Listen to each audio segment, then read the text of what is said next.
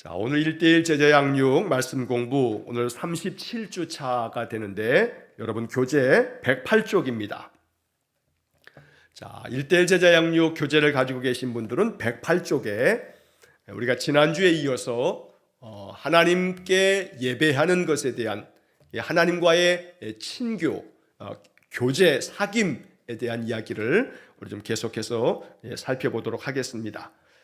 자, 108쪽에 제 5번째 만남의 교제에 대한 부분, 우리 지난주에 예배를 통한 교제라고 하는 내용들을 쭉 한번 살펴보았습니다. 예배를 통해서 하나님과 더 깊은 영적 교제를 이루는 것이다 하는 말씀을 드렸습니다. 자, 교제라고 하는 것은 누구와 사귀는 것을 말하는데, 이 교제는 수직적인 교제가 있고 수평적인 교제가 있다. 자, 수직적인 교제는 하나님과 우리 사이에 이루어져야 할 교제, 사귐이 있어야 하고, 수평적인 교제는 나와 또 다른 사람과 나와 세상과의 어떤 그런 사귐, 교제를 이루어야 한다. 바로 이것이 하나님께서 우리에게 명하시고 또 우리에게 원하시는 그런 인생을 사는 길로 성경은 제시하는 겁니다. 자, 예배를 통한 하나님과의 교제 부분에 있어서 우리 지난주에 살펴봤던 가장 중요한 핵심적인 그런 내용들은 여러분 교재 그 중간에 예배를 통한 교제, 그 다음에 그 밑에 설명 중에 가장 첫 번째 부분에 예배하러 교회에 가는 사람들 중에 예배의 목적을 설교를 듣는 것으로 생각하는 사람들이 많습니다. 자, 그래서 예배의 목적이 목사의 설교를 듣는 것으로 이게 다다. 예배의 설교 듣는 게 예배 가장 중요하다라고 이렇게만 생각하는 사람들 많이 있는데, 이것은 좀 더 예배의 중심이 무엇인지를 우리가 알면 그런 생각을 좀 수정할 수가 있게 되는 겁니다. 자, 근본적으로 예배라고 하는 것은 그 세 번째 줄에 보면 나를 위한 것이 아니고 하나님을 위한 것이다. 제가 이제 거기에 지난주에 밑줄을 좀 그어 놓으시라 라고 하는 말씀을 드렸는데, 예배의 목적은, 예배는 나를 위한 게 아니고 하나님을 위한 것이다. 여러분, 예배라고 하는 말을 저 서양 사람들은 영어로 뭐라 하냐면 서비스라고 말합니다. 서비스. 그래서 이 영어권에 예배하는 사람들, 그 교회의 주보를 보면 그 주보에 예배라고 하는 그 제목을 서비스라고 이렇게 써놓습니다. 여러분, 서비스 그러면 우리가 뭐 어디 식당이라든가 어떤 서비스 이렇게 받는 곳에 가게 되면 여기 서비스가 참 좋네 라고 이렇게 말하는 서비스와 같은 단어입니다. 자, 이 서비스라고 하는 말 속에 예배라고 하는 말이 담겨져 있는데, 그 서비스라고 하는 것은 결국은 내가 예배를 한다, 예배를 드린다 라고 이렇게 말할 때 그 예배의 주체는 바로 내가 하나님 앞에 서비스하는 겁니다.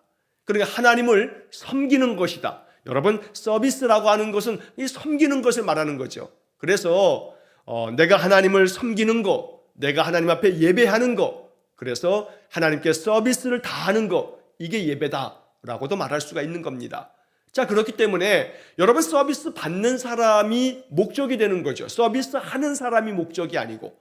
그러니까 서비스라고 하는 것은 서비스를 받는 사람을 위해서 존재하는 거지, 서비스를 하는 사람을 위해서 그게 존재하는 게 아니지요. 그러니까 바로 하나님께서 우리의 예배를 통해서 서비스를 받으시는 겁니다. 그리고 우리는 예배를 하나님께 드리는 것이고요. 그래서 우리가 일반적으로 말하는 것처럼 예배를 드린다 그러면 하나님께 드리는 것에 초점이 맞춰져야지, 예배를 통해서 내가 받을 것에 자꾸 초점을 맞추면 예배의 근본적인 목적이 뒤바뀌어 버린 것이 된다는 겁니다. 그러니까 예배에서 내가 뭘 받을까? 다시 말하면 우리가 쉽게 일반적으로 말합니다. 오늘 예배를 통해서 은혜를 받았다. 이게 잘못됐다는 얘기가 아니고, 내가 하나님께 예배 드림으로 예배를 통해서 은혜를 받았다 라고 하는 여기에 초점을 두기보다는, 하나님께서 오늘 나를 통해서 예배를 받으셨을까? 하나님께서 내 예배를 기쁘게 받으셨을 거야. 내가 전심으로 하나님 앞에 예배했어. 내가 하나님 앞에 예배를 마음 중심으로 드렸어.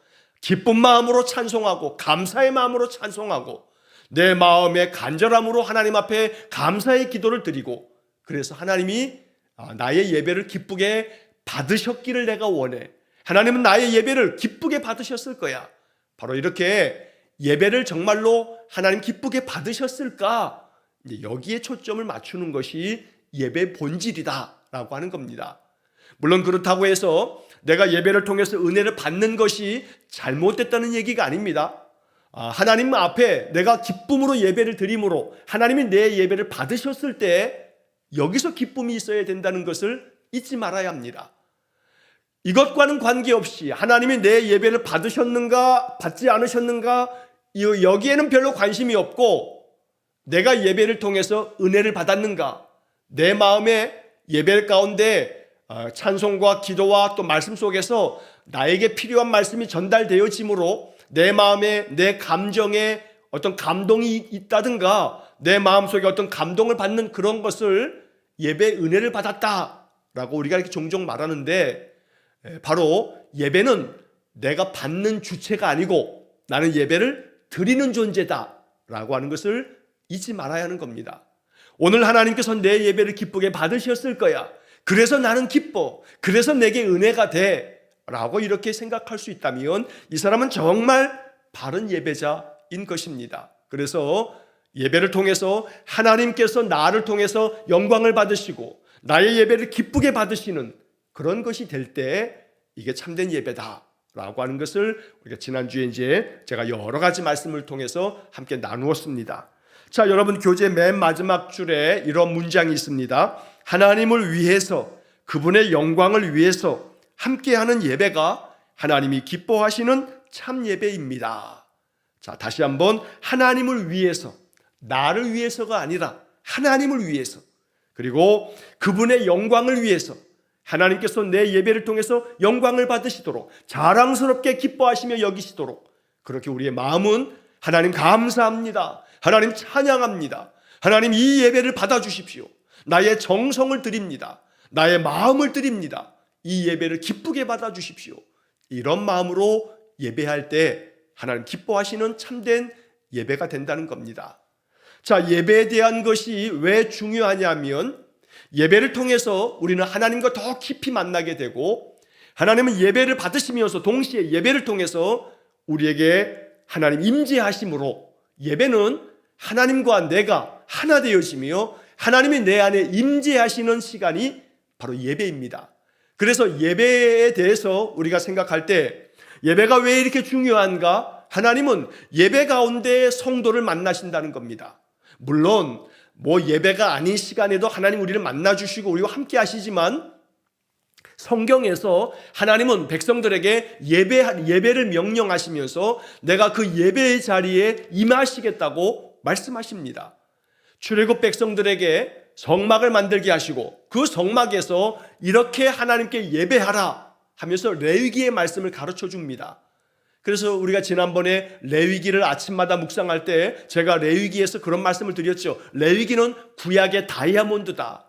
다이아몬드 같이 구약 성경 39권 중에 정말로 중요한 말씀이 레위기다. 왜냐하면 레위기는 예배를 가르치는 책이기 때문에 그 예배를 통해서 하나님 임재하시고 하나님 그 성막 가운데 임하심으로 이스라엘 백성들에게 하나님이 임하셔서 그들과 함께 하시는 그런 것이 바로 예배이기 때문에 바로 예배는 하나님이 친히 약속하셔서 내가 그 예배 가운데 임하시겠다고 성경은 많은 곳에서 증거하시기 때문에 예배가 중요하다는 겁니다.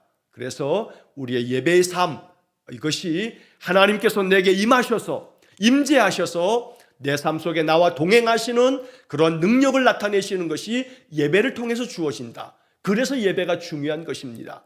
그래서 여러분 예배의 삶을 통해서 하나님의 은혜와 또 그 평강과 능력이 충만하게 부어지기를 주의 이름으로 간절히 축원합니다. 언제나 예배하는 사람들의 마음속에는 하나님 나와 함께 계시다는 임재의 마음과 믿음이 생겨지게 됩니다. 그래서 늘 예배 생활할 때 언제나 매일같이 예배를 통해서 하나님 오늘도 나와 함께 계신다. 나를 붙잡아 주신다. 내게 약속하신 성령을 부어주신다. 이런 믿음이 생겨지기 때문에 영적으로 담대해지는 겁니다. 이게 예배 생활입니다. 예배의 축복입니다. 그래서 믿음을 가지고 하나님 앞에 전심으로 예배하는 삶이야말로 하나님께서 그 예배를 받으실 뿐만 아니라 우리에게 은혜를 주시는데 하나님이 임재하신다. 이게 바로 예배를 통해서 우리가 추구하는 그런 아름다운 목적이 될 수 있는 것입니다. 자, 이제 그 다음 페이지에 보면 110페이지를 넘기시게 되면, 자, 110페이지 맨 위에 보면, 자, 예배하는 사람들에게 어떤 자세가 필요한가? 라고 하는 그런 질문들이 나옵니다. 자, 110페이지 맨 위에 2번의 문제를 보면, 참 예배를 하기 위해서는 무엇보다도 예배하는 사람들의 자세가 중요합니다. 예배하는 사람들의 자세. 자, 첫 번째 1번. 요한복음 4장 24절에서는 신령과 진정으로 하나님께 예배하라고 했습니다. 이 말씀에 따라 예배하는 사람의 마음 자세는 어떠해야겠습니까? 자, 여기 1번 그 질문 밑에 밑줄이 하나 있는데 그 앞에다가 이렇게 하나 써놓으십시오. 내적인 자세, 내적 자세, 이렇게 쓰십시오. 내적인 자세. 우리가 마음 가운데 어떤 자세를 가지고 하나님께 예배해야 되는가? 내적인 자세. 그 다음에 그 밑에 2번에서는 외적인 자세, 이렇게 좀 이따 쓸 겁니다. 자, 요한복음 4장 24절의 말씀이 대단히 중요한 말씀이죠. 예배에 있어서 요한복음 4장 24절은 예수님께서 친히 예배하는 자들은 이렇게 예배하라 라고 예배를 가르쳐 주신 그런 중요한 말씀입니다. 자, 요한복음 4장 24절을 보시면 하나님은 영이시니 예배하는 자가 영과 진리로 예배할지니라. 예전에 개역 성경에서는 신령과 진정으로 예배할지니라 라고 이렇게 번역이 되어 있었습니다. 근데 이제 개역 개정 성경으로 개정이 되면서 영과 진리로 예배할지니라. 자, 이게 예배하는 사람의 내적인 자세인 것입니다. 자, 여기서 좀 이제 어려운 것이 뭐냐면 영과 진리로 예배하라 했는데 영과 진리로 예배한다는 것이 어떻게 하는 것인가? 어떤 내적인 자세를 말하는 것인가? 이게 중요한 해석이 됩니다. 자, 이 영과 진리로 예배한다라고 하는 것에 대해서는 이 말씀을 해석하는 사람에 따라서 다양하게 해석이 됩니다. 자, 그래서 이제 이 말씀을 해석할 때 영과 진리로 예배할지니라 라고 하는 말씀을 해석할 때 우리에게 필요한 것은 다른 성경 번역들은 어떻게 번역하고 있는가 라고 하는 것을 먼저 우리가 살펴보는 게 중요합니다. 자, 제가 설교 시간에 다른 성경 번역에 대한 이야기를 아주 자주 합니다. 매번 설교할 때마다 이야기를 하죠. 이 성경 말씀은 새번역 성경에서는 이렇게 번역되어 있고 쉬운 성경에서는 이렇게 번역되어 있고 또 어떨 때는 공동번역 성경에서는 이렇게 번역이 되어 있다라고 하는 그런 말씀을 자주 드립니다. 왜냐하면 성경 번역이라고 하는 것 자체가 매우 중요한 신학적인 해석이 되기 때문에 그렇습니다. 여러분, 성경을 번역한다는 것은 아무나 번역할 수 있는 게 아닙니다. 성경을 하나 번역하기 위해서는 상당히 많은 신학자들과 목회자들이 이 번역을 단순히 1, 2년 사이에 번역되는 게 아닙니다. 많게는 막 10여 년 이상씩 번역의 작업이 필요한 것입니다. 그래서 아주 수년에 걸쳐서 더러는 10년 이상씩 세월을 거쳐서 성경의 번역이 새롭게 나오는 겁니다. 그래서 그 번역 속에 단어 하나하나를 어떻게 해석할 건가? 왜냐하면 구약 성경은 히브리어로 되어 있고 신약 성경은 헬라어로 되어 있기 때문에 이 히브리어와 헬라어 성경을 어떻게 우리말로 번역할 것인가? 그러면서 단어 하나하나, 문장 하나하나를 만들 때 바로 신학자들이 많은 연구의 결과들을 토대로 해서 성경을 번역하는 겁니다. 그래서 또 다른 번역 성경을 비교해 가면서 말씀을 묵상하는 그러한 연습이 우리가 말씀 생활을 할 때 대단히 중요한 것이기 때문에 제가 이제 설교 중에 다른 번역 성경들을 자꾸 이야기를 하는 것입니다. 자, 여러분, 이 영과 진리로 예배한다라고 하는 이 부분에서 우리가 봐야 할 중요한 번역 중에 하나는 공동번역 성경입니다. 공동번역 성경은 천주교, 카톨릭하고 개신교가 공동으로 번역했다. 그래서 공동번역 성경 이렇게 부릅니다. 자, 공동번역 성경에는 뭐라고 번역이 돼 있냐면 하나님은 영적인 분이시다. 그러므로 예배하는 사람들은 영적으로 참되게 하나님께 예배드려야 한다. 그래서 영적으로 참되게 하나님께 예배드려야 한다. 이렇게 번역이 되어 있습니다. 새번역 성경과 쉬운 성경은 우리 개역개정 성경처럼 영과 진리로 그냥 이대로 번역을 했습니다. 그러나 공동번역 성경에서는 영적으로 참되게 하나님께 예배 드려야 한다, 이렇게 번역하고 있는 겁니다. 자, 그래서 공동번역 성경의 번역에서는 이 영과 진리로 라고 하는 것의 주체가 누구냐면 예배자입니다. 예배자. 그러니까 다시 말하면 예배자 자신이 영적으로 참된 마음으로 예배해야 한다. 그러니까 예배자 자신의 마음 자세를 말하는 것으로 공동번역 성경은 번역이 되어 있는 겁니다. 영적인 마음을 가지고 영적으로 참되게 예배 드리는 것, 바로 이것을 공동번역 성경은 이렇게 번역을 한 겁니다. 자, 그런데 영어 성경에는 여러 번역들이 있습니다. 우리 한글 성경보다 영어 성경의 번역들이 많습니다. 자, 이 영어 성경들 번역들이 많은데 그 중에 몇몇 번역에 보면 이렇게 번역이 되어 있는 게 있습니다.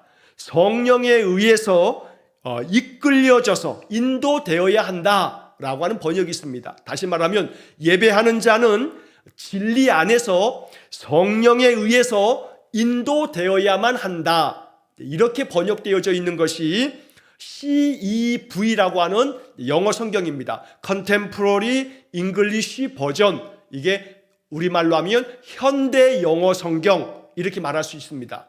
현대인 영어 성경에 보게 되면 바로 예배하는 자들이 성령에 의해서 인도되어야 한다, 그렇게 예배해야 한다, 이렇게 번역을 한 겁니다. 또 영어 성경 중에 굿뉴스 바이블이라고 하는 것이 있습니다. 굿뉴스 바이블에 보게 되면 어떻게 번역하냐면 오직 성령의 힘에 의해 사람들이 예배할 수 있다, 이렇게 번역을 해놨습니다. 그러니까 성령의 힘, Power of the Spirit, 성령의 힘에 의해서 예배하는 사람이 예배할 수 있다, 이렇게 번역을 해놓은 겁니다. 그래서 이러한 영어 성경들은 영과 진리로 예배할지니라 라고 하는 것은 성령이 이끄시는 예배를 드려라, 이렇게 말하는 겁니다. 이게 약간 차이가 있는 겁니다. 공동번역 성경에서는 예배하는 사람이 영적으로 참되게 예배해라 라고 되어 있지만 영어 성경들의 몇몇 번역에 보게 되면 예배하는 사람이 진리의 말씀 안에서 성령이 인도하시는 예배를 드려라, 성령이 이끄시는 대로 예배를 드려라, 성령의 힘에 의해서 성령의 능력으로 예배를 드려라, 이렇게 번역을 하고 있다는 겁니다. 그래서 이 두 가지가 어느 것이 더 맞다가 아니라 두 가지가 다 맞는 번역입니다. 우리는 두 가지를 다 취할 수 있는 겁니다. 그래서 정리하면 이렇습니다. 예배하는 사람에게서 필요한 마음가짐은 뭐냐 하면 바로 영과 진리로, 이 영이라고 하는 것은 나의 심령, 나의 영, 내가 영적으로 나의 온 심령을 다해서, 또 진리로 라고 하는 것은 참되게, 진리의 말씀처럼 참된 마음을 가지고 이렇게 나 자신의 상태, 내가 영적으로 참되게 예배해야 된다라고 하는 말씀으로 공동번역처럼 이해할 수가 있습니다. 또 하나는 예배하는 자는 영과 진리로 예배한다는 것은, 진리라고 하는 것은 예수 그리스도를 말하는 것이기 때문에 내가 곧 길이요 진리요 생명이니 라고 이렇게 말씀했습니다. 그래서 예배는 예수 그리스도를 통해서 하나님께로 나아가는 것이기 때문에 진리이신 예수 그리스도의 말씀을 가지고 그 말씀의 토대 위에서 성령이 인도하시는 대로 예배하는 것이다, 그렇게 예배해야 한다 라고 말씀하는 겁니다. 그래서 이 말씀은 내 생각대로 내 마음대로 하는 것이 아니라 성령께서 내 마음을 이끄시는 대로 성령에 순종하여 예배하라. 이게 조금 어렵게 느껴질 수 있겠습니다만 이러한 마음 자세로 예배한다는 것은 바로 예배를 드릴 때 성령님, 오늘 나의 예배를 받아주십시오. 성령 하나님, 나의 예배 가운데 나의 예배를 도와주셔서 내가 전심으로 하나님 앞에 예배할 수 있도록 성령께서 성령의 힘으로 나의 예배를 도와주십시오. 이런 마음으로 예배하라 라고 하는 뜻으로 이해하시면 됩니다. 내가 오늘도 진리의 말씀 안에서 예배합니다. 진리의 말씀을 따라서 순종합니다. 성령님, 성령의 힘으로 나의 예배를 도와주셔서 내가 전심으로 하나님께 예배할 수 있게 해주십시오. 이런 마음의 자세를 가지고 예배하는 것, 이게 바로 영과 진리로 예배한다 라고 하는 그런 말씀의 뜻이 되는 겁니다. 그래서 단순히 그냥 내가 내 생각과 내 뜻대로 드리는 예배가 아니라 성령께서 도와주시는 예배를 간구하는 겁니다. 하나님, 성령께서 내 예배를 도와주셔서 내가 전심으로 영적으로 참되게 내 온 마음과 뜻과 생각이 하나님께 집중되어 예배할 수 있도록 성령님께서 나의 예배를 도와주십시오. 성령을 의지하며 드리는 예배, 바로 이것이 영과 진리로 드리는 예배가 된다는 겁니다. 여러분, 이 말씀을 제가 좀 더 설명하고자 하는 것은 이렇게 여러분 쉽게 이런 측면을 이야기를 들으면 이해가 될 수가 있습니다. 자, 뭐냐면 여러분, 예배 드리실 때 성령님께서 도와주시지 않으면 이 예배 1시간 동안에 집중하기가 어렵습니다. 가끔 가다가 여러분들이 어쩌면 경험하는 일일 수도 있습니다. 예배를 드리다가 찬송을 부르면서도, 아니면 기도를 할 때에도, 아니면 목사의 말씀을 들을 때에도 생각은 딴 데가 있을 수가 있어요. 이 생각 속에 딴 생각이 마음속에 들어올 수가 있어요. 그래서 찬송에 집중하거나 기도에 집중하거나 말씀에 집중하기보다는 내 생각 속에 딴 생각이 들어와 가지고 예배당에 앉아는 있지만 내 생각에서는 온갖 딴 생각을 가지고 있다면 영적으로 참되게 드리는 예배가 못 된다는 겁니다. 그래서 우리의 생각이라고 하는 것이 앉아 있지만, 쳐다보고 있지만, 그러나 나의 생각은 뭐 5만 가지 생각을 다 할 수가 있는 거죠. 생각이 뭐 여기저기 뭐 다 따라다닐 수 있는 겁니다. 그래서 성령의 힘을 의지하여 성령이 인도하시는 예배, 이게 영적인 예배고, 진리의 예배는 하나님의 말씀에만 주목하는 예배, 하나님의 말씀을 따르는 예배, 이게 바로 영과 진리의 예배가 된다는 겁니다. 그래서 영과 진리의 예배를 저는 여러분들에게 이렇게 말씀을 드리고 싶습니다. 예배할 때에 성령님, 오늘 우리의 예배를 도와주셔서 하나님 임재하시는 것을 내 마음 가운데 감동으로 느끼게 하시고, 성령께서 도와주셔서 내가 하나님 앞에 집중하여 온 마음을 하나님께 드리면서 하나님을 내 마음에 가득 채울 수 있는 그런 예배를 드리게 해주십시오. 여러분, 그렇게 기도하는 심정으로 예배 드리는 것이 영적으로 참되게 드리는 예배고, 영과 진리로 드리는 예배가 된다는 겁니다. 여러분, 오늘 이 시간에 제가 영과 진리로 예배할지니라 요한복음 4장 24절의 말씀을 좀 길게 말씀을 드렸습니다. 이 말씀을 마음 가운데 깊이 새기시면서 예배할 때마다 항상 하나님 앞에 기도하면서 성령 하나님, 영과 진리로 예배하도록 나의 예배를 도와주십시오, 이렇게 기도하면서 예배에 집중하실 수 있기를 간절히 축원합니다. 자, 그 다음에 이제 두 번째 내용을 보시면 밑에 시편 95편 6절, 전도서 5장 1절과 2절은 예배하는 사람의 외적인 자세를 가르쳐 줍니다. 자, 이 외적인 자세라고 하는 말도 나와 있죠. 그래서 그 밑에다가 바로 외적인 자세, 외적 자세, 바로 그 위에 있는 요한복음 4장 24절은 내적인 자세, 지금 바로 이번에 시편 95편 6절, 전도서 5장 1절 2절은 외적인 자세라고 이렇게 써놓으시기 바랍니다. 자, 성경 구절을 살펴보게 되면 시편 95편 6절, 시편 95편 6절을 보면 이런 말씀이 나옵니다. 오라 우리가 굽혀 경배하며 우리를 지으신 여호와 앞에 무릎을 꿇자. 자, 오라 우리가 굽혀 경배하며 우리를 지으신 여호와 앞에 무릎을 꿇자.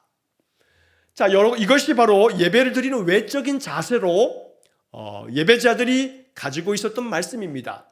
여기서 우리가 굽혀라고 하는 말을, 이 굽혀라고 하는 말을 세번역 성경에서는 엎드려라고 말합니다. 엎드려, 우리가 엎드려 하나님 앞에 경배하고 우리를 지으신 여호와 앞에 무릎을 꿇자라고 이렇게 말씀하고 있는 겁니다.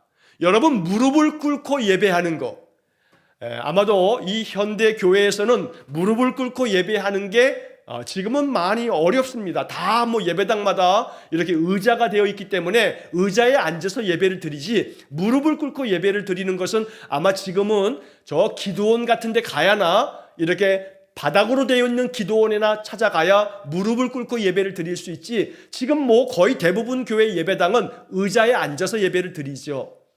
자, 옛날에 우리 예배당이 거의 대부분 다 이렇게 그냥 밑에 방석 깔고 무릎 꿇고 예배 드렸던 때에는 정말로 예배 드릴 때 1시간 내내 무릎 꿇고 예배 드리는 성도들이 많았습니다. 아마 그런 것들을 기억하시는 우리 어르신 성도님들이 많이 계실 겁니다. 자, 이렇게 예배를 드릴 때 무릎을 꿇고 예배 드리는 거, 이게 바로 성경의 오늘 시편 95편 6절의 말씀 때문에 무릎을 꿇고 하나님 앞에 예배해야 된다고 그렇게 배우고 그렇게 행했던 겁니다. 그런데 무릎을 꿇는다라고 하는 것은 단순히 우리의 무릎을 꿇는 거, 이런 어떤 외적인 행동만을 얘기하는 것이 아니고, 무릎을 꿇는다라고 하는 것은 바로 내 마음에 순종하는 마음으로 하나님 앞에 복종하는 자세로 예배하겠다라고 하는 마음이 담겨 있는 것이 무릎을 꿇고 예배하는 겁니다. 그래서 우리가 외적인 자세에 있어서 지금 당장에 의자를 다 치우고 방석 깔고 무릎 꿇고 예배드리는 거 이렇게 하지는 않습니다만, 그 무릎을 꿇는 것에 대한 행동에 담겨져 있는 의미를 우리가 알아야 되는 겁니다. 내가 이 예배를 통해서 하나님 앞에 나 자신을 드립니다. 내가 하나님 앞에 예배함으로써 항상 하나님 앞에 복종하고 순종하겠습니다 라고 하는 그런 마음으로 드리는 예배, 바로 이것이 무릎을 꿇고 하나님께 엎드려 경배하는 예배가 된다라고 하는 겁니다. 자, 이것보다 중요한 것은 이제 그 다음에 전도서 5장 1절과 2절의 말씀입니다. 자, 전도서 5장 1절과 2절의 말씀에서, 그 앞에 전도서 5장 1절에서 자, 너는 하나님의 집에 들어갈 때에 내 발을 삼갈지어다, 이렇게 말씀이 시작합니다. 자, 이 전도서 5장 1절과 2절의 말씀은 쉬운 성경의 번역으로 같이 보는 것이 중요합니다. 자, 쉬운 성경의 번역에 보면 그 앞에 나오는 첫 문장이 이렇게 되어 있습니다. 하나님의 집에 예배하러 들어갈 때에 발걸음을 조심하여라. 너는 하나님의 집에 예배하러 들어갈 때에 발걸음을 조심하여라. 자, 그 다음에 개역개정 성경에 가까이 하여 말씀을 듣는 것이 우매한 자들이 제물 드리는 것보다 나으니, 이렇게 개역개정 성경에 번역이 되어 있습니다. 자, 새번역 성경에서는 이렇게 번역합니다. 형식적으로 예배 드리는 어리석은 자보다 말씀을 듣기 위해 조용히 나아가는 자가 더 낫다. 자, 형식적으로 예배 드리는 어리석은 사람들보다는 말씀을 듣기 위해서 조용히 나아가는 것이 훨씬 더 나은 예배다라고 말하는 겁니다. 그래서 예배자에게 있어서 중요한 것은 형식적으로 드리는 예배가 되지 않도록, 형식적으로 드리는 예배는 어리석은 자이고, 마음의 전심으로 진실된 마음으로 드리는 예배는 하나님의 말씀을 듣기 위해서 조용히 주님 앞에 나아가는 이것이 훨씬 더 낫다라고 쉬운 성경은 번역을 하고 있는 겁니다. 자, 그러면서 그 다음에 이제 얘기하는 것이, 자, 개역개정 성경에서는 우매한 자들이 제물 드리는 것보다 낫다, 이렇게 번역되어 있죠. 그러니까 제물을, 형식적으로 제물을 드리는 것, 예물을 드리는 것보다 더 중요한 것은 가까이 하여 말씀을 듣는 것이 더 예배에 있어서 중요하다라고 이렇게 말씀하는 건데, 그 다음에 이어지는 말씀에 그들은 악을 행하면서도 깨닫지 못함이니라. 너는 하나님 앞에서 함부로 입을 열지 말며 급한 마음으로 말을 내지 말라. 하나님은 하늘에 계시고 너는 땅에 있음이니라. 그런즉 마땅히 말을 적게 할지니라. 이렇게 말씀하고 있습니다. 하나님께 예배하러 나아가는 사람들은 함부로 입을 열지 말고 급한 마음으로 말을 내지 말고 말을 좀 적게 하고, 오직 악을 행하면서 깨닫지 못한 채로 하나님께 나아가서 형식적으로 예물을 드린다고 해서 하나님이 받으시는 예배가 되지 못한다라고 말하는 겁니다. 그래서 예배하는 자들은 외적으로 어떤 게 필요하냐면, 형식적인 게 아니라 진심 어린 마음으로 하나님 앞에 나아갈 때 자기의 그 입을 함부로 열지 말고, 하나님 앞에서 내가 행한 악한 것들이 있다면 그 악한 것들을 먼저 하나님 앞에 회개하고 하나님께서 받으시는 예배가 되도록 그렇게 나아가야 한다. 그래서 거기 맨 첫 번째 나왔던 너는 하나님의 집에 들어갈 때에 내 발을 삼갈지어다. 너의 발걸음을 조심하여라. 이 발걸음이라고 하는 거, 이 발을 삼가라고 하는 것은 행동을 조심하라 라고 하는 그런 이야기가 되는 겁니다. 행동을 조심하라. 악한 행동을 하고 난 다음에 하나님께 예배를 드린다 해서 하나님 그 예배를 받으시는 것이 아니니, 너의 발걸음이 악을 행하였다면 그 모든 행동에 대해서 하나님 앞에 먼저 회개하고 마음 가운데 하나님 받으시는 예배가 되도록 그렇게 예배해라. 너의 발걸음을 조심해라 라고 이렇게 말씀하고 있는 겁니다. 그래서 예배하는 사람은 하나님이 예배를 받으시도록 예배자가 거룩한 마음으로 형식적인 것이 아니라 진심을 담아서 내 온 마음으로 드리는 예배, 성령께서 도와주셔서 하나님께만 집중하는 그런 예배, 바로 이것이 하나님 받으시는 예배자의 자세가 된다라고 이렇게 성경이 말씀하고 있는 겁니다. 자, 이제 그 다음에 3번을 보시게 되면, 자, 3번에 예배가 복잡해야 할 필요는 없습니다. 그러나 예배는 우리의 마음과 삶을 하나님께 드리며 그 안에서 하나가 되는 시간이어야 합니다. 자, 여러분, 이 3번 문장에서, 이 질문의 문장에서 첫 번째 문장이 의미가 있습니다. 예배는 복잡해야 할 필요가 없습니다. 이게 이제 어떤 의미를 갖는 거냐면, 예배가 여러 가지 형식적인 요건에 따라서 이거 해야 되고 이거 해야 되고 이거 해야 되고 여러 가지 형식적인 요건이 있지만 이렇게 예배가 반드시 복잡해야 할 필요는 없다는 겁니다. 굳이 비교하자면 여러분, 카톨릭이나 성공의 예배는 참 매우 복잡합니다. 뭐 일어섰다 앉았다 또 고백하면서 여러 가지 이렇게 교독을 하죠. 사제가 뭐라고 얘기하면 또 신자들이 뭐라고 화답하고 화답송을 부르고 여러 절차들이 많습니다. 이런 예식 절차가 많이 있는 것이 카톨릭의 미사가 됩니다. 예배가 됩니다. 성공에도 좀 그렇습니다.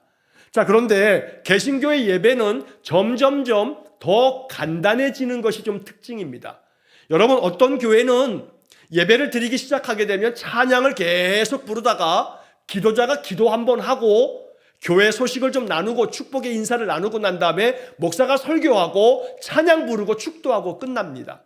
그래서 개신교의 많은 교회 예배들이 점점 더 예배에 있어서 찬양과 기도와 말씀으로 요약되고 압축되어지는 그런 교회들이 많습니다.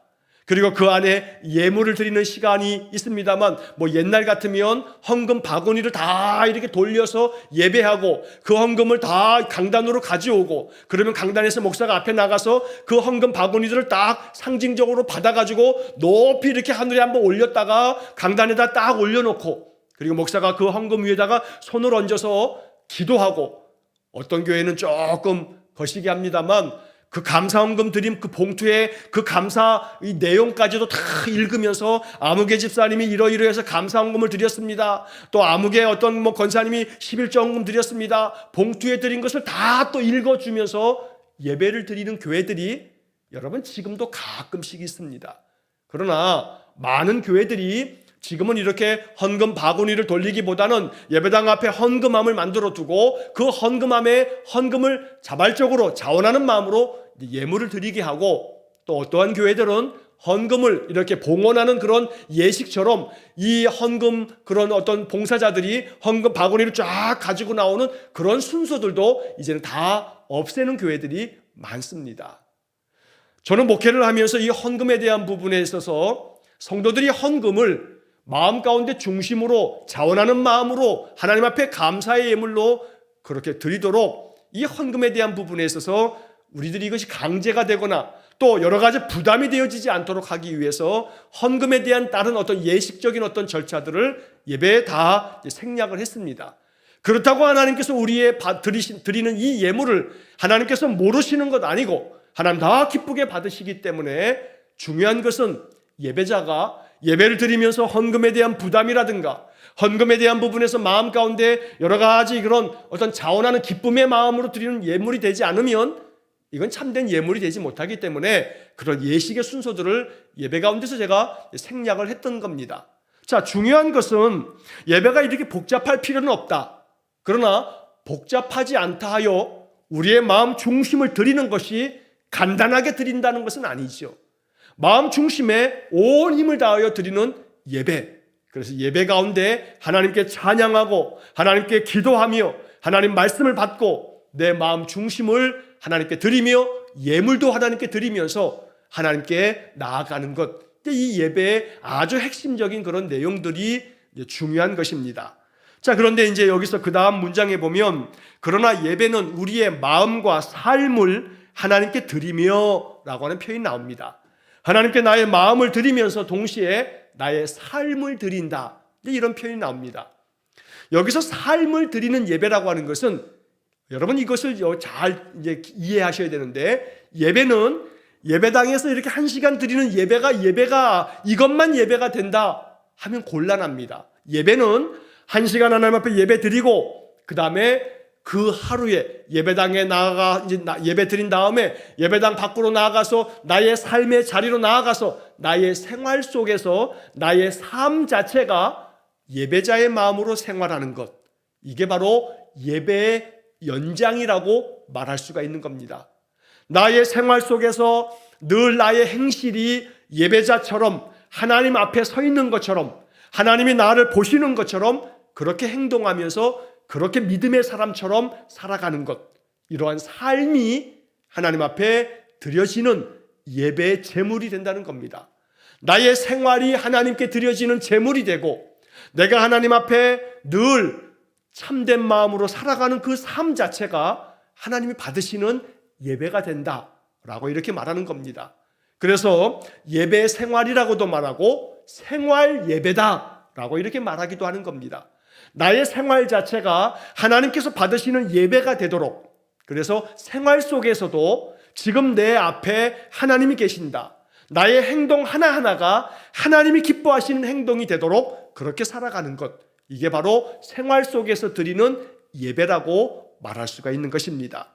자, 그런데 이제 그 밑에 보시게 되면, 자, 사도행전 2장 42절은 예배에 필요한 요소 4가지를 가르쳐 줍니다. 예배에는 이런 요소가 포함되어 있다라고 사도행전 2장의 말씀에서 이야기를 하고 있습니다. 자, 사도행전 2장 42절의 말씀을 보시게 되면, 자, 그들이 사도의 가르침을 받아 서로 교제하고 떡을 떼며 오로지 기도하기를 힘쓰니라. 자, 많은 초대교회 성도들이 사도들의 가르침을 받았다. 이게 예배에 있어서 가장 꼭 필요한 요소들 중에 가르침을 받았다라고 하는 말씀이 나옵니다. 예배는 가르침이 필요합니다. 그래서 목사가 예배 시간에 설교를 통해서 말씀을 여러분들에게 이렇게 안내해 드리는 겁니다. 자, 가르침을 받는 거, 그 다음에 서로 교제하고 떡을 떼며, 자, 서로 교제하고 떡을 떼는 거, 이게 바로 예배의 중요한 요소가 되는 겁니다. 우리가 한 3년 가까이 코로나로 말미암아 이 교제하는 예배가 굉장히 많이 줄어들었습니다. 예배를 마치고 난 다음에 우리가 점심을 같이 나누어 먹는 것도, 주일날 점심을 함께 하는 것은 뭐 점심시간이 되었기 때문에 교회가 점심을 제공하는 그런 차원이 아닙니다. 점심 자체가 하나님 앞에 교제, 떡을 떼며 교제하는 예배인 것입니다. 그래서 점점 한국 교회가 이 떡을 떼며 교제하는 이 예배가, 많은 교회가 아직 점심을 시행하지 못하는 교회가 많이 있습니다. 이게 참 안타까운 요소인 것이 사실입니다. 그래서 이 떡을 떼며 교제하는, 함께 음식을 나누어 먹으면서 같이 대화하고 음식을 함께 먹으면서 서로의 그런 어떤 이야기들을 함께 나누는 이 교제의 시간이 예배에 있어서 참 중요한 그런 시간이라고 성경은 말씀하고 있는 겁니다. 하루속히 빨리 좀 이 예배를 마치고 함께 떡을 떼며 교제하는, 이것이 예배 가운데 다 포함되어져 있는 것이기 때문에 그러한 시간을 우리가 좀 속히 가질 수 있으면 좋겠습니다. 여러분, 그동안에 뭐 이 코로나 때문에 뭐 정수기도 뭐 물도 제공하지 말라, 막 방역 지침이 복잡했습니다. 이제 그러다 보니까 정수기도 오랫동안 사용해서 고장도 나고, 그래서 우리가 지난번에 정수기도 최근에 다 새롭게 교체를 했고요. 그 다음에 이제 커피 머신도 뭐 자동 판매기처럼 커피 머신이 있었는데 오랫동안 사용 안 해서 그것도 다 고장나고 막 쓰기가 어렵습니다. 그래서 새롭게 이제 커피 머신도 뭐 최신의 걸로 지금 바꾸려고 준비를 하고 있습니다.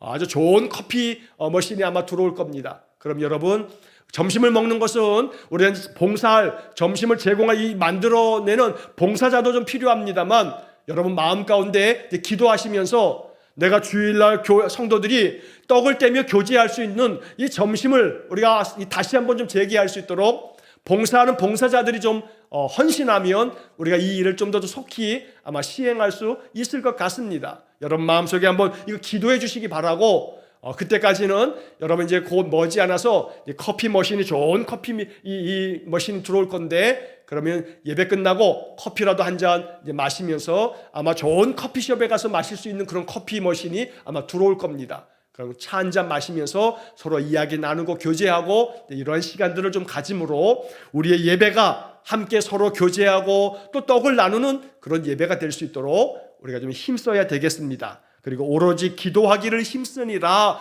함께 기도하면서 예배하는 그런 것이 예배에 있어서 필요한 4가지 요소다라고 이렇게 말하고 있습니다. 자, 그 밑에 있는 것만 한 가지만 더 보고 오늘 마치겠습니다. 이 외에 예배에 포함되어야 할 것들을 생각해 보십시오. 자, 어떤 것이 예배에 있어야 되는가? 여러분 그 옆에 이제 역대상, 대상이라고 써 있는 것은 역대상을 말하는 겁니다. 자, 역대상 16장 29절. 자, 역대상 16장 29절에 보면 여호와의 이름에 합당한 영광을 그에게 돌릴지어다. 제물을 들고 그 앞에 들어갈지어다. 아름답고 거룩한 곳으로 여호와께 경배할지어다. 자, 역대상 16장 29절의 말씀에 보면 합당한 영광을 하나님께 돌리면서 제물을 들고 그 앞에 들어갈지어다 이렇게 말씀합니다. 그래서 여기서 하나님께 예배할 때에 우리의 마음에 정성을 담아서 하나님께 예물을 드리면서 하나님께 나아가는 예배, 바로 이것이 예배에 있어서 필요한 요소다라고 이렇게 말씀하고 있는 겁니다. 자, 여기서 제가 이제 이 말씀 공부를 하는 중이기 때문에 이 말씀을 좀 첨가적으로 한 가지를 말씀을 드리고자 합니다. 자, 우리가 예배 가운데 드리는 이 예물에 있어서 가장 중요한 원칙은 앞에서도 계속 강조한 것처럼 자원하는 심정으로 드리는 것이고 감사하는 마음으로 기쁘게 하나님 앞에 드리는 것입니다. 내게 주신 은혜, 나의 생명을 지켜주셨고 나의 삶을 지켜주시며 인도해 주시는 하나님의 은혜에 대하여 감사의 마음으로 드리는 그런 예물을 하나님께 드리는 겁니다. 우리가 주일날 주일 예물도 드릴 뿐만 아니라 감사의 마음으로 감사의 예물도 드리고, 그리고 또 우리가 하나님 앞에서 하나님께서 내게 주신 그 모든 것에 대하여 소득의 10분의 1을 정해서 11조 헌금을 드리기도 합니다. 자, 또한 교회마다 어떠한 특별한 목적이 있을 때에는 특별한 목적 헌금을 정해서 헌금을 드리기도 합니다. 자, 이렇게 헌금을 드릴 때에 우리의 마음속에 이제 중요한 것은 내가 드리는 이 헌금이 바로 나의 신앙의 고백으로 훈련되어지는 그러한 이 시간이 되어지는 것, 이게 참 중요한 어떤 목적이라고도 말할 수 있는 겁니다. 무슨 말씀이냐면 하나님 앞에 이 헌금이라고 하는 생활은, 헌금 생활이라고 하는 것은 영적인 훈련의 일환으로 우리가 이 마음을 가져야 되는 측면이 있는 겁니다. 자, 다시 말하면 하나님 앞에 예물을 드리는 것은 나의 믿음의 훈련이 되기도 합니다. 왜냐하면 하나님께서 내게 주신 은혜에 대하여 내가 보답하는 훈련, 그래서 하나님의 은혜에 대해서 내가 감사하는 훈련, 그 감사를 내가 그냥 말로만 하는 것이 아니라 나의 삶에 하나님 주신 물질 중에서 내가 이것을 감사의 하나님께 드리는 고백으로 내가 이렇게 하나님께 감사의 예물을 드립니다 라고 하는 이 예물을 드림으로 말미암아 나의 믿음의 고백을 예물을 통해서 고백하는 훈련이 바로 이 예물 속에 담겨져 있기도 합니다. 또 아울러서 하나님께서 내게 주신 그 은혜에 대한 이 예물을 드림으로 말미암아 그 예물 속에는 나 자신이 그 속에 담겨져 있는 그러한 정신을 가지고 예물을 드리는 게 필요한 겁니다. 그러니까 예물의 액수의 이 여부가 중요한 것이 아니고, 얼마를 드리느냐는 이 얼마가 중요한 것이 아니고, 그 예물 속에 나 자신을 담는 것이 중요하다는 겁니다. 그래서 하나님이 이 예물을 나의 마음 중심으로 드립니다. 그래서 이 예물의 액수가 중요함이 아니라 마음 중심이 중요하기 때문에 우리의 마음을 담는 예물을 하나님께 드리는 것, 이게 하나님께 드리는 예배 가운데 있어야 할 것이라고 하나님 말씀하시는 것입니다. 자, 골로새서 3장 16절 말씀에 보면 그리스도의 말씀이 너희 속에 풍성히 거하여 모든 지혜로 피차 가르치며 권면하고 시와 찬송과 신령한 노래를 부르며 감사하는 마음으로 하나님을 찬양하고.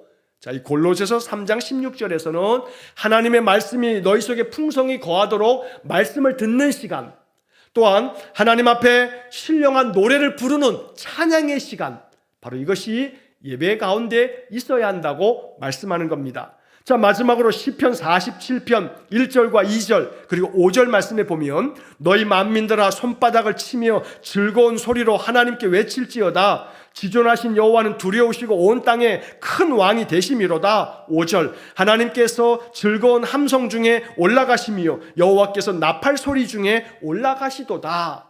그래서 예배자가 예배를 통해서 나팔 소리로 하나님께 찬양하고, 다시 말하면 여러 악기를 가지고 하나님 찬양하며 예배하는 것을 말합니다. 또 아울러 예배자는 손바닥을 치면서 즐거운 소리로 외치면서 심지어 즐거운 함성을 치면서 예배하라고 말씀하고 있는 겁니다. 다시 말해 함성을 치는 것처럼 큰 소리로 찬양하고 큰 소리로 하나님 앞에 손뼉치며 노래하며 예배하는 것, 이게 바로 예배 가운데 있어야 할 것을 말씀하고 있는 겁니다. 아마도 이 시편 47편 1절과 2절의 말씀에 이 예배의 자세를 가장 잘하는 교회 성도들은 아마 우리나라에서는 순복음 교인들일 겁니다. 여러분, 순복음 교인들은 예배 시간에 얼마나 힘차게 박수하면서 큰 소리로 소리치면서 기도하고 이렇게 예배 드리죠. 장로교인들이 볼 때는 아이고 참 극성스럽다 이렇게 할지 모르지만 그 속에 그들의 예배에 대한 열정이 있는 겁니다. 그래서 여러분, 예배 가운데 좀 더 열정 있는 예배를 하나님께서 이 시편 47편을 통해서 요구하고 있는 겁니다. 말씀을 들으면서 그 말씀이 내 마음 가운데 화답해야 할 말씀이면 이 말씀대로 되기를 원합니다 하면 여러분 마음속에 아멘하고 고백하는 겁니다. 화답하는 겁니다. 이 말씀대로 되어지기를 원합니다 그러면 마음속에 아멘이라고 하는 뜻이 나도 동의합니다. 나도 그렇게 되기를 원합니다. 내가 그렇게 되는 것을 믿습니다 라고 하는 뜻이 담겨 있기 때문에 아멘으로 화답하는 겁니다. 기도자가 기도하면 그 기도가 나의 마음의 기도입니다. 나도 그렇게 기도합니다 라고 하는 마음으로 아멘 하면서 화답하는 겁니다. 물론 목사들이 설교 중에 여러분 아멘 하고서 뒤에 말을 높이면서 아멘입니까 하고서 아멘을 유도하는 그런 어떤 설교자들이 있긴 합니다. 그건 썩 좋은 그러한 어떤 설교자의 자세라고는 보지 않습니다. 왜냐하면 여러분 신학교에서 이 설교학을 배우는데요, 그 설교학 교수가 굉장히 당부하는 것 중에 하나가 뭐냐면 설교자가 예배 시간에 아멘입니까? 자꾸 물어보지 말라고, 성도들의 마음 가운데 성령의 인도함 속에 나도 그렇게 되기를 원합니다 하고 마음에 우러나는 마음으로 본인들이 아멘으로 화답하는 것은 이것은 필요할지 모르지만 목사가 아멘이냐고 아멘 하고서 이렇게 믿습니까? 그러면 또 아멘 하고 대답하죠. 이렇게 아멘을 유도하는 그러한 태도는 바람직하지 않다 하고 신학교에서 예배학 시간이나 설교학 시간에 우리가 배우게 됩니다. 그러나 우리의 마음속에 그렇게 아멘을 유도하는 그런 것들은 바람직하지 않지만 예배자의 마음속에는 찬송을 부르면서 기도 가운데 말씀을 들으면서도 내가 이 말씀처럼 살겠습니다, 내가 이 말씀처럼 되기를 원합니다 라고 한다면 마음속으로 아멘을 하든 입으로 내가 아멘 소리를 내든 여러분들의 마음속에 열정을 담아서 아멘하고 찬송 부르고 큰 소리로 함성을 치면서 함성 중에 하나님을 찬양하는 것처럼 여러분 그렇게 큰 소리로 노래하는 그런 마음의 자세가 예배자에게 필요하다라고 성경은 가르쳐주고 있는 겁니다. 오늘 예배에 대한 여러 가지 말씀들을 이렇게 나눕니다. 왜냐하면 예배를 통해서 하나님과 교제하고 예배를 통해서 하나님께 나아가는 것이기 때문에 우리가 이렇게 예배를 통한 교제라고 하는 말씀을 나누었던 겁니다. 자, 다음 주에 그 밑에 있는 4번의 내용들을 잠깐 살펴보고 난 다음에 이제 그 다음에 성도 간의 교제, 바로 이것이 이제 우리가 그리스도인으로서 인간관계, 또한 성도들이 교회 안에서 어떻게 서로 다른 사람들과 교제, 코이노니아, 사귐을 가질 건가 라고 하는 문제에 대해서 또 다음 주서부터 몇 주 동안에 또 살펴보도록 하겠습니다. 언제나 하나님 앞에 예배하는 삶, 예배를 통해서 하나님과 더 친밀해지는 그런 영적인 삶이 될 수 있기를 주의 이름으로 간절히 축원합니다. 기도하시겠습니다. 하나님, 날마다 하나님께 예배하는 삶을 살게 하시니 감사합니다. 예배할 때마다 우리의 마음의 내적인 자세와 외적인 자세가 전심을 담아서 온 정성으로 하나님께만 집중하여 예배케 해 주옵소서. 오늘 살펴보았던 내용들을 마음 깊이 간직하면서 우리의 예배가 하나님께 영광이 되고 하나님 예배 가운데 임재하셔서 우리의 마음 중심으로 드리는 큰 소리로 온 마음으로 드리는 찬양과 기도와 우리가 드리는 정성의 예물과 모든 예배 가운데 하나님께서 영광받아 주옵소서. 또한 예배를 통해서 말씀하시며 예배를 통해서 축복하시며 예배 가운데 성령 하나님 임재하셔서 예배를 통해서 하나님과 하나 되어지는 영적 교제가 이루어지도록 축복하여 주옵소서. 예수님 이름으로 기도하옵나이다. 아멘. 우리 구주 예수 그리스도의 은혜와 하나님 아버지의 극진하신 사랑과 성령의 교통하심이 마음 중심으로 참된 예배자가 되어 하나님께 영광 돌리는 삶을 살기를 마음 깊이 기도하는 머리 숙인 귀한 성도들 위해 영원토록 함께 하시길 축원하옵나이다. 아멘.